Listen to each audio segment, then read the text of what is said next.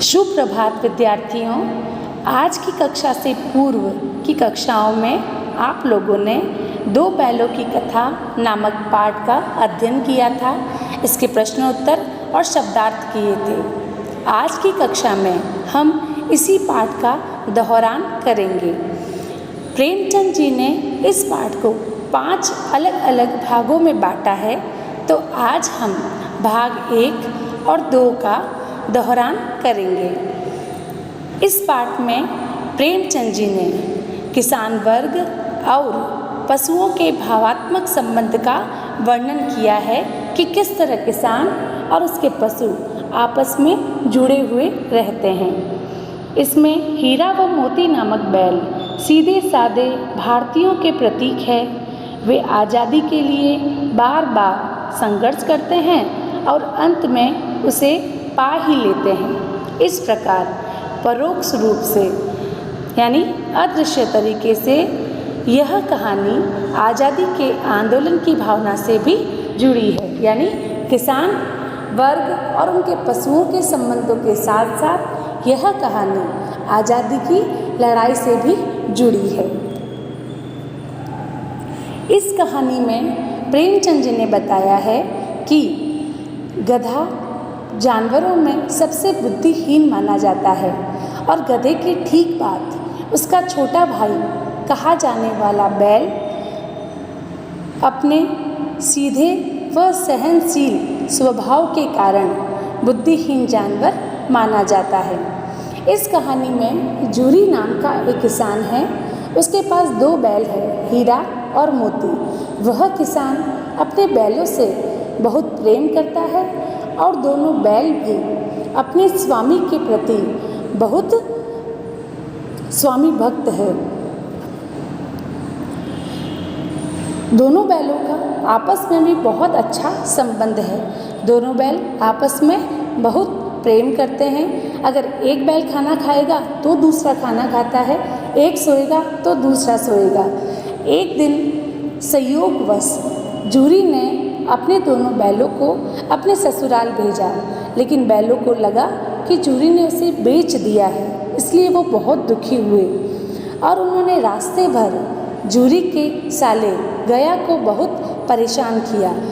और जब जूरी के बैल अपने उसके ससुराल पहुँचे तो उसी रात वहाँ से भागकर वो पुनः जूरी के पास आ गए। जूरी अपने बैलों को देखकर बहुत खुश हुआ, लेकिन उसकी पत्नी नाराज हो गई क्योंकि इन बैलों ने उसके भाई का काम नहीं किया था। इसीलिए नाराज होकर उसने बैलों का खाना पानी बंद करवा दिया।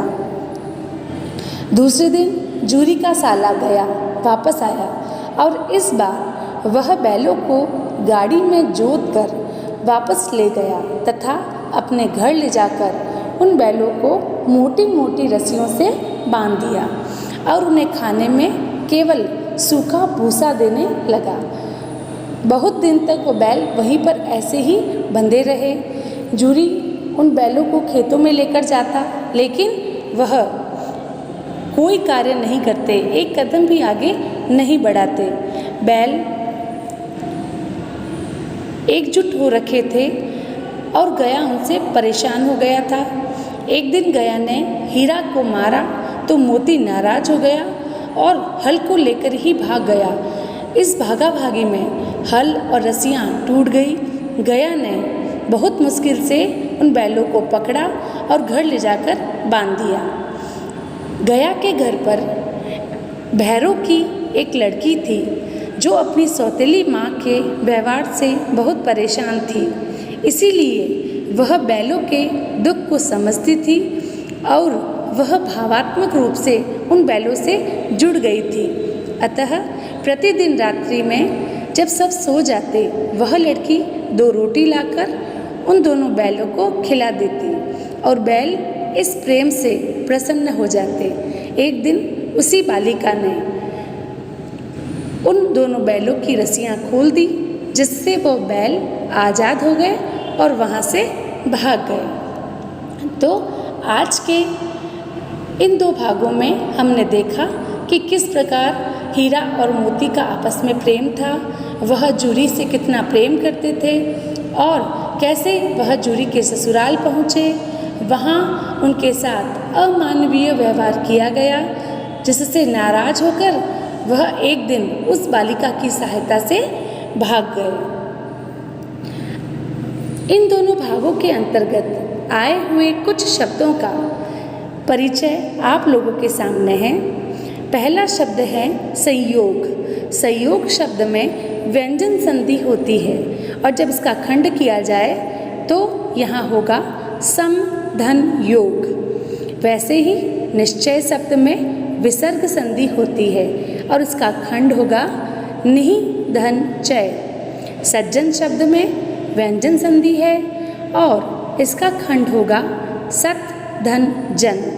बुद्धिहीन शब्द, इसका अर्थ है बुद्धि से हीन और यहाँ पर अपादान तत्पुरुष समास आएगा।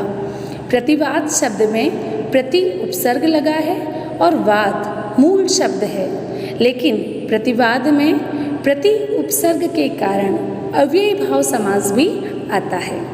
दुर्दशा शब्द में दुर उपसर्ग है जिसका अर्थ होता है बुरा और दशा मूल शब्द है जिसका पूरा अर्थ होगा बुरी दशा। तो आज की कक्षा का दौरान यहाँ समाप्त होता है। अगली कक्षा में हम आगे वाले भागों का दोहरान करेंगे।